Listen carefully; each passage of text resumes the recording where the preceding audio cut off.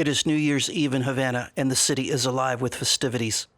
The Cuban president, Fulgencio Batista, has made appearances at several parties. But in the middle of the night, he takes his family and his closest friends to the airfield at Camp Columbia.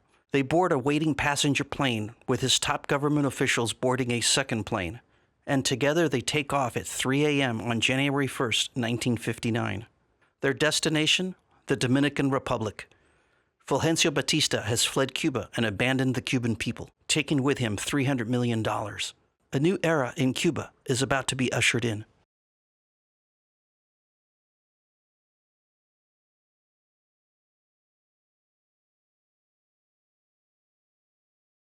On January 3, 1959, Fidel Castro's top commanders entered the city of Havana. A few days later, Castro will arrive, having traveled from Santiago de Cuba, delayed by stops made along the way. Almost immediately after taking power, Fidel Castro begins massive economic and agrarian reforms, confiscating private land and American businesses. The country's unemployment and inflation soars. Castro's regime arrests and executes many of his opponents. Within a year of Castro's revolution, Cuba has signed a trade pact with the Soviet Union and begins to receive military equipment. President Dwight D. Eisenhower and his military and diplomatic advisors correctly conclude that the once prosperous island is being plunged into the deep abyss of a communist totalitarian regime. CIA intelligence reports from the island suggest that there are still many Cuban dissidents opposed to Castro's radical changes. There is also a growing Cuban exile population in Miami, Florida, willing and ready to take back the country by force if necessary. By March 1960, President Eisenhower, with the advice of his military advisors and the CIA, approved Operation Pluto, an invasion of Cuba to be led by a clandestine paramilitary force made up of Cuban exiles, the Brigada 2506. The Exiles Brigade will be trained at secret bases in Guatemala and Nicaragua. The U.S. military planners believe that this operation will topple Castro from power. However, recruitment and training of the brigade is slow, as the forces must be vetted by the CIA and selected based on skills. Equipment must also be obtained, and the secret bases built and set up. As a result, the paramilitary operation gets delayed. The Trinidad Plan. The original invasion plan, Operation Pluto, calls for over 1,400 troops of the Brigada 2506 to land just west of the small city of Trinidad, which is located approximately 270 miles from Havana and at the foothills of the Escambray Mountains in the Las Villas province of Cuba. Landing sites at the coastal towns of La Boca, Casilda, and Playa Giron are considered ideal. Paratroop forces are to be used to capture the airfield at Trinidad. It is believed that the counter-revolutionary forces of more than 400 men already operating in the Escambray Mountains could aid the invasion or provide an escape if the invasion force is unsuccessful. The plan also calls for a provisional government to be declared once Trinidad is captured, whereby the United States would recognize and be able to legally provide support for the invaders. Ultimately, the operation's success is fully dependent on the Cuban population to revolt against Fidel Castro's regime. Intel leaks. On October 30th, 1960, the Guatemalan newspaper La Hora publishes a story disclosing that the CIA has built a secret military base near Retalhuleu and is training Cuban counter-revolutionary forces. On February 24, 1961, another newspaper, the Colombian El Siglo de Bogotá, publishes an article of a South American diplomat who has witnessed parachute training exercises just 350 miles from Guatemala City using U.S. aircraft. This article goes on to say that the training is in preparation for the invasion of Cuba. On March 17, 1961, the New York Times reports that in the coming weeks, simultaneous invasions will take place at different points in Cuba. On April 7, 1961, the New York Times again runs an article about the anti-Castro units training to fight in Florida and Guatemala. While the article over-exaggerates the force size to 6,000 men, it provides further warning to Castro's forces of an impending attack. These are just a few of the intel leaks that have plagued the otherwise secret mission. Acquisition of equipment. Beginning in mid-1960, the CIA begins to acquire the aircraft and ships that will be necessary for the invasion force. The CIA acquired several B-26 bombers, as well as C-46 Commando and C-54 Skymaster cargo aircraft for the invasion plans. The CIA purchases 2 LCI ships in Miami that can carry 150 men each. They are also armed and used as command ships. The CIA also charters 2 freighters from the Garca Shipping Company at a cost of $600 a day, for a total of 16 B-26 bombers, 12 transport aircraft, and 8 ships. The operation will not include any fighter aircraft. A new president. In November 1960, John F. Kennedy wins the presidential election. In January 1961, Castro demands U.S. Embassy personnel in Havana be reduced to only 11 persons. In response, President Eisenhower breaks all diplomatic ties with Cuba. Meanwhile, the Joint Chiefs of Staff conclude that given a complete surprise attack with complete air supremacy over the invasion area, the brigade could last up to 4 days. The success of the mission will now depend on the successful uprisings throughout Cuba. After a narrow election victory, John F. Kennedy is sworn in as the 35th President of the United States and officially takes office on January 20th, 1961. He has already been briefed on the invasion plans. New intelligence obtained by the CIA indicates that Castro has sent pilots and air crews to the Soviet Union and other Eastern Bloc countries to train on new advanced MiG fighter jets, which are expected to be delivered to the island within a few months. The Soviet Union is all too eager to arm the Cuban regime with modern military weapons and spread their communist foothold into other Central and South American countries. If there is going to be an invasion of Cuba, it must be done before summer. However, President Kennedy now wants a more low-key footprint on the invasion plans so that there is less of an appearance of American intervention. The airfield at Trinidad is also too short to accommodate the B-26 bombers that will be used. Alternate invasion sites are hastily reviewed by the CIA and prepared for President Kennedy.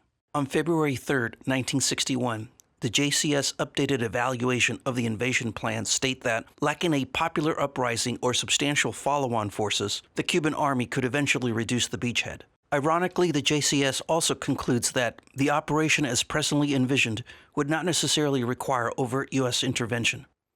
Fidel Castro has mastered the art of guerrilla fighting with years of fighting in the Sierra Maestra Mountains. Castro is keenly aware of enemy guerrillas being supplied by air in the Escambray Mountains areas of Las Villas province. Newspaper articles have leaked stories of impending invasion for months, and now Castro orders a massive force of over 60,000 militia troops to comb the Escambray Mountains and destroy all resistance. The militia kills or captures over 400 counter-revolutionary troops. It is a big win for Castro. On February 20th, 1961, U.S. naval ships began an extended military exercise in the Caribbean. On February 24th, the JCS reports that if surprise is not achieved, the attack against Cuba will fail, adding that one Castro aircraft armed with 50 caliber machine guns could sink all or most of the invasion force. It is an ominous warning to the president. Meanwhile, on March 13, 1961, Kennedy initiates the Alliance for Progress to establish economic cooperation with South America and pledges to not intervene in government changes in the Southern Hemisphere. 2 weeks later, Kennedy abolishes all sugar imports from Cuba. On March 17, 1961, President Kennedy is finally presented with 3 invasion plans: the Trinidad Plan, a second plan in the northeast coast of Cuba, and the Zapata Plan at the Bay of Pigs. The president chooses the Zapata Plan at the Bay of Pigs since it will appear more of a guerrilla uprising. The airfield at Playa Giron is also considered long enough to accommodate the bombers. Kennedy reluctantly approves the Bay of Pigs invasion plan on April 4, 1961, but delays the invasion from April 11th to April 17th. The original Trinidad plan has been in the works for a year. The new Zapata plan barely has a month to be planned. Intel will miss vital information such as the tide levels, number of enemy militia in the area, terrain considerations, and the exposure of the invasion fleet in the narrow Bay of Pigs. The invasion at the Bay of Pigs is on its way. In the pre-dawn hours of April 15, 1961, a flight of 8 World War II-era B-26 bombers take off from a secret airfield in Puerto Cabezas, Nicaragua. Their destination, Cuba. Their mission, to destroy Fidel Castro's small air force of 29 aircraft on the ground. The Bay of Pigs operation has just gone hot. April 15th, day 1. The mission, as originally planned, called for all 16 of the Brigada's B-26 bombers to bomb the airfields in Cuba and destroy the relatively small Cuban Air Force on the ground in order to gain complete air supremacy during the invasion. However, President John F. Kennedy calls his CIA commanders in Nicaragua and tells them personally, "I don't want it on that scale. I want it minimal." The plan is then changed at the last minute to only 8 bombers for the initial surprise attack, or half of the total bomber force available. These 8 B-26 bombers are split into 3 groups. The first group turns towards Havana. Their target is Campo Libertad, a large military facility with its own airfield and believed to have most of Fidel's aircraft on the ground. It is also believed that Fidel is at the camp and could be injured or even killed during the raid. The second group flies towards San Antonio de los Baños, about 15 miles southwest of Havana, where more of Fidel's Air Force is stationed. The third group of just 2 bombers veers off towards Santiago de Cuba, over 500 miles to the south of the capital.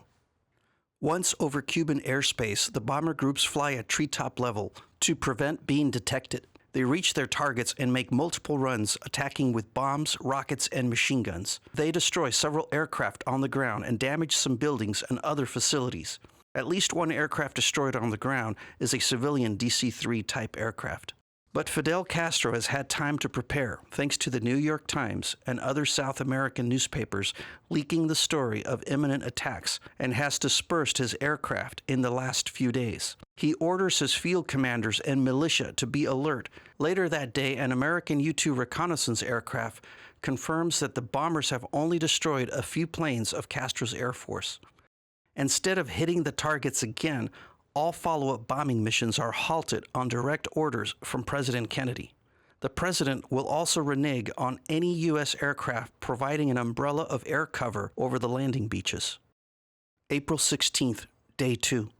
The next day, President Kennedy gives the approval to proceed with the invasion at the Bay of Pigs, but fearing that additional airstrikes against Fidel's Air Force might implicate the United States, he forbids any further airstrikes today until the airstrip on Playa Giron can be captured.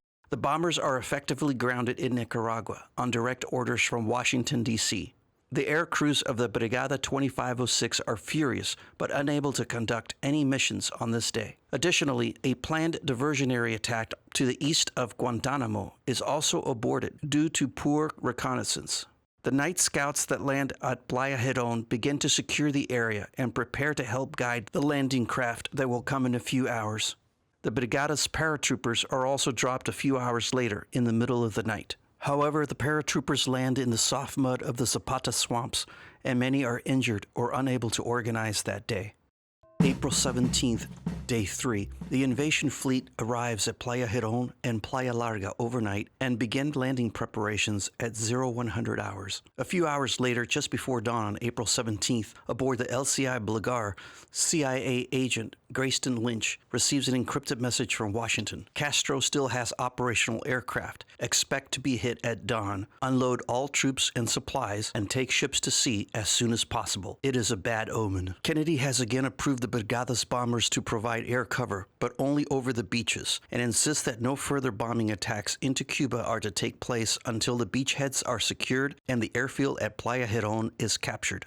Meanwhile, U.S. destroyers are ordered to remain 30 miles offshore and will only monitor the invasion fleet's progress, but they are not to engage any Cuban forces directly. Meanwhile, the diversionary assault east of Guantanamo is completely scrapped, and the troop ship begins heading west towards Playa Giron. It will not make it in time to the Bay of Pigs and will not see any combat. The airborne troops deployed at the Bay of Pigs have by now reorganized and are taking positions north of the beachheads to secure the roads against any counterattacks. Back in Havana, Fidel Castro has been woken at 0300 hours and has already been alerted of the presence of enemy airborne troops and ships at the Bay of Pigs. He correctly concludes that this is the place of the anticipated invasion and immediately alerts a battalion of approximately 900 men stationed at the nearby Central Australia sugar mill just 16 miles north of Playa Larga. They are ordered to advance to the beach immediately. Another battalion of militia in Matanzas province with 3 mortar batteries are ordered to the Playa Larga area, as well as 3 more battalions from Las Villas province that are ordered to secure and cover the other 2 major highways through the swamps north and east of the Bay of Pigs.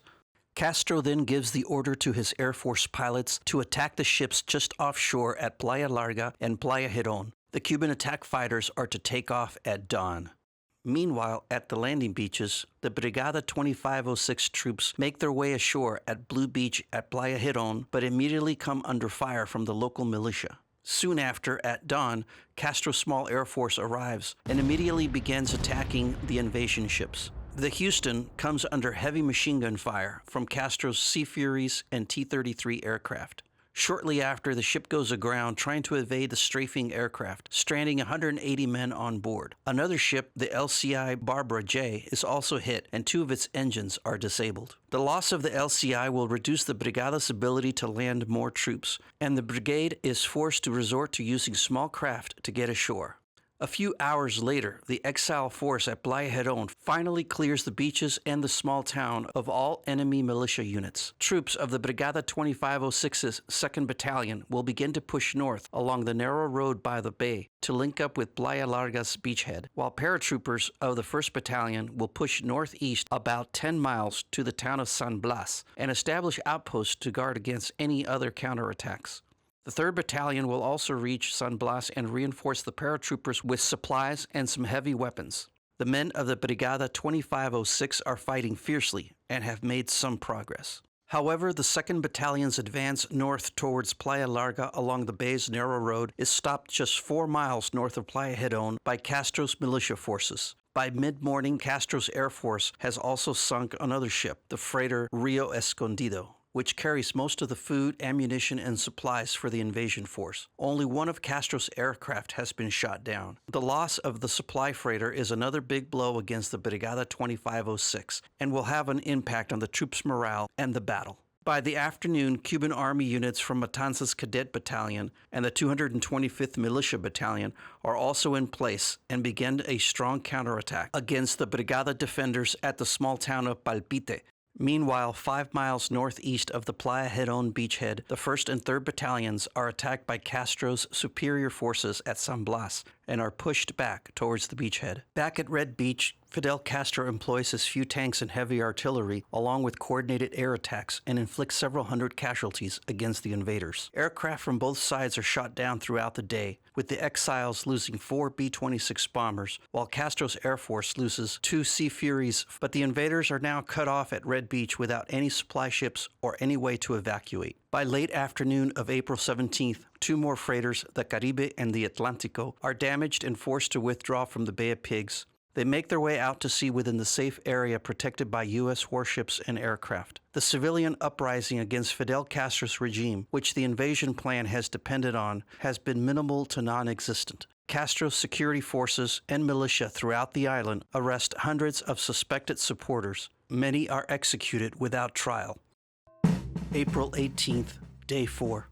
There has been heavy fighting all night long and into the morning at Red Beach, Playa Larga, as Castro's battalions, reinforced with additional tanks and artillery, press the invaders back to the shore. By 10:30 a.m. on April 18th, the greatly outnumbered brigade troops that remain are forced to surrender due to lack of ammunition and medical supplies. After Fidel Castro's forces secure Red Beach, they begin to advance south towards the Playa Giron area along the road at the edge of the Bay of Pigs. Militia and Army battalion units east of Playa Giron also begin to push west past San Blas. The giant pincer is now closing in on the Brigada 2506's remaining force. Additional Cuban Army reinforcements begin to arrive north of Playa Giron and join Castro's troops that are pushing the invaders back to the sea. On this day, no friendly brigade aircraft provide air support over the invasion area. Several of the invasion ships are now damaged, sunk, or at sea. The remaining brigade units at Playa Giron are now stranded without any chance of reinforcement or evacuation.